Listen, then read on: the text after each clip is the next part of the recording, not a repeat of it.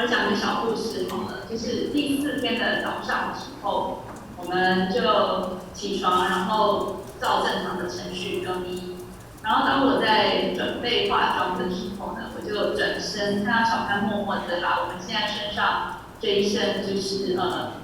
颁奖才会用到的颁奖服，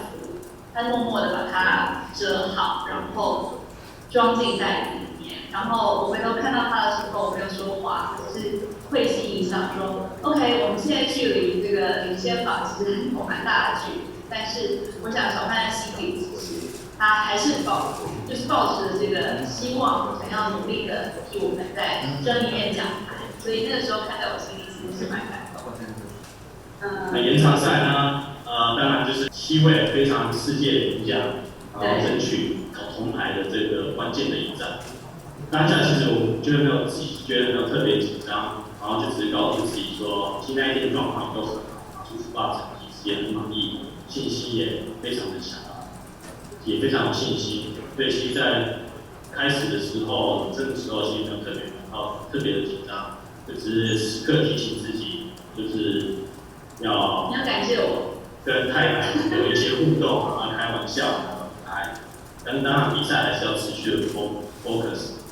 延长赛最有趣的故事就是，当然大家都知道，世界前球王 Rory McIlroy 也是在七人里面其中一位，然后他是太太非常喜欢的一位球星，所以我就私底下自己心里的 OS 就是说，我一定要打赢他，在太太面前打赢他的偶像，然后就是挽回一个赢面的感觉，然后为自己那个吃醋的情况之下，觉得要替自己返回一程的。没错。对，然后呢，一直到延长加赛的第3洞、11洞、第二洞、第10洞。第二洞，然后因为太太她已经走了72洞，然后再加延长赛，然后练习日开也有走。那当然，他太太的部分也是很累的，所以太太在延长赛第2洞跟我说，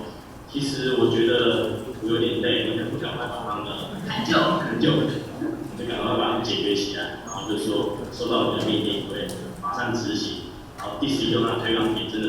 差一点点的飞起，差1-2公分。隔一洞、第3洞也顺利的拿下小鸟，持续到第4洞的最关键一洞，然后又再加一个12尺的9卡推杠拿下